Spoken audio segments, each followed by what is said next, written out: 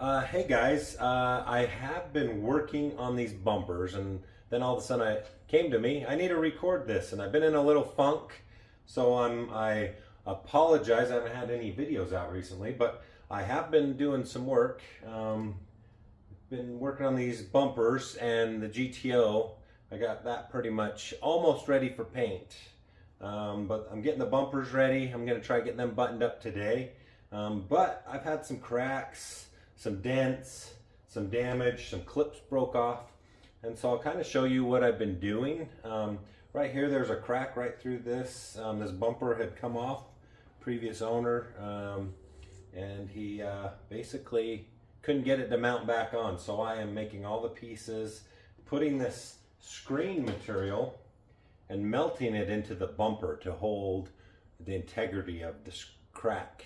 And what I'm doing is just grinding a little bit of the paint off, and I'm cutting these just with some scissors and melting it into the bumper.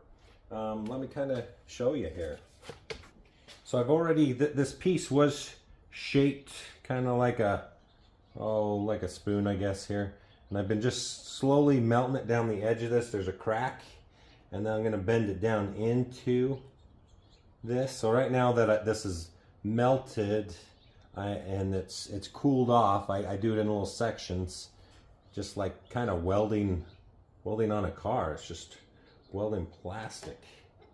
And so what I'm going to do is pretty much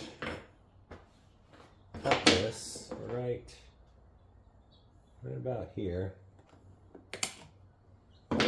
and just gonna melt more of this into here. You can kind of see here that it started on this edge of this seam, and I have the soldering iron, and I bought this off Amazon. It's not really a soldering iron, it's made to fix plastic bumpers. So, and I'm just pushing this in sections.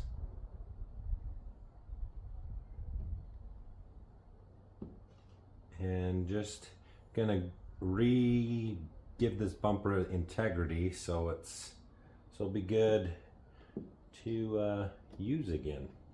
And I've been making new tabs, making all kinds of stuff. So I mean, if you got a little bit of patience, you can pretty much fix anything. I have a previous video of doing this, probably like 3 years ago on a Chrysler on the bumper, and I use this exact same process. And I also got some filler because these plastic bumpers require a different filler. So, and you can kind of see I've got that in there, so it's pretty much in this bumper now. It ain't coming out. Then I have these rods. It's kind of like TIG welding, I guess, but not. I'm just going to melt these rods into here, and I just add a little heat and do a little section at a time, and I float it. And then this will allow me to sand it later, and won't be the prettiest thing, but I'll be able to sand it so it's pretty flush. And I kind of put that plastic about maybe a 1/16 inch deep, so I was kind of pushed a little of the plastic out. And I can just add a little bit of plastic and take it away too, and I can move it around once you get the stuff underneath kind of in place. Right now I'm just kind of floating it. Melt it and float it, melt it and float it. Get it where I kind of want it. And I should have showed you the before on this, and I did this on the back side. I did it on both sides because this crack was right through the bumper. And I may be adding a little too much material, but I can sand it off. I'd rather add too much than not enough and have to use fillers, an epoxy filler. I'd rather try to use this as much as I can. Some of the dents I used an epoxy filler, and it seemed to work out really good. The previous bumper, but just gotta kind of melt this in, and it's nice because you can kind of smooth it out too. So and I'm just gonna kind of leave this gap here, just overhang it.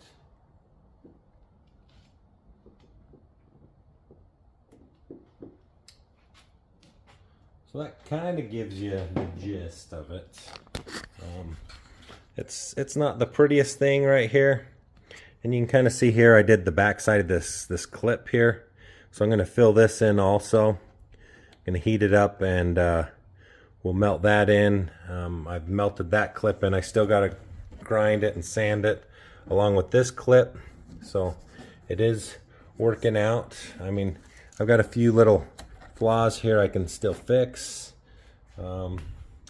And this crack kind of went up through here, caused the bumper to spread out, and you can kind of see back in here it goes clear up in there. So we'll just keep moving along, and then I'll kind of show you what I've done with the front bumper. So I ordered this off Amazon too. So you can see the plastic there on this bumper. This is the front bumper. This kind of, when it got hit on this side, it kind of did some damage and pushed the plastic out and in. I used a heat gun, pushed it in, and then I'm kind of using this to fill it in. I could have melted plastic into that too, but it's just slightly under. So I'm putting a really thin layer on this, and just like I'll use this to finish this up. So, and it's sandable in 15 minutes. So super cool. But yeah, this is the plastic repair kit I got. Pretty nice. I'm pretty impressed with it. It came with the screen material, came with a few pieces. That's from the Chrysler bumper. It's a different type of plastic, but I just kind of put it in here because I just needed to make sure, or just to keep it in case I needed something else. But it came with these sticks and some instructions and the gun. So, and I've been using a putty knife to support the back side. And even this body panel, I forget what this is called, but it's to basically put on the backside while you're pounding it. But I've been using this to actually cool it down, especially with the heat gun, and shape it to where I need it shaped. So, but super cool. But we'll continue along with this. I'm gonna just melt this into here and.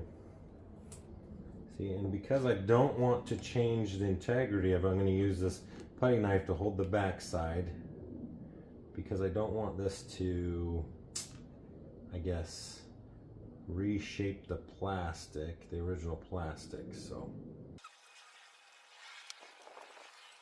and the nice thing about this is you can cut it with scissors, and it just makes it fun to put in here, or you can feed it in. I'm just going to melt it in.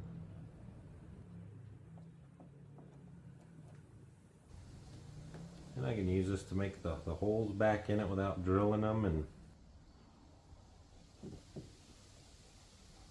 makes it nice.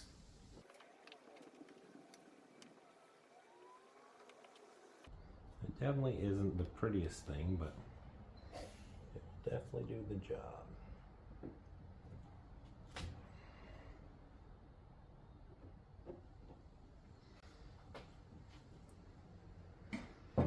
Here, I'll get these holes done up. Alright, so you can kind of see, kind of remade that clip away. It's still pretty rough. I got to add a little piece on the top here. Just a little structural piece. But it's close. But I'm going to first grind it down and smooth it out before I put that other piece on. That way we'll be good to go. So give it a minute to cool, and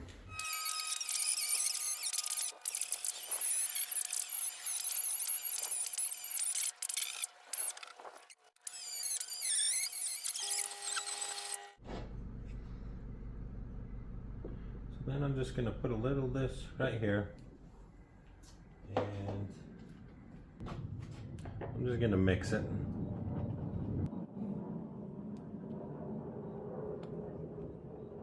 And it's really thin, so it covers really good.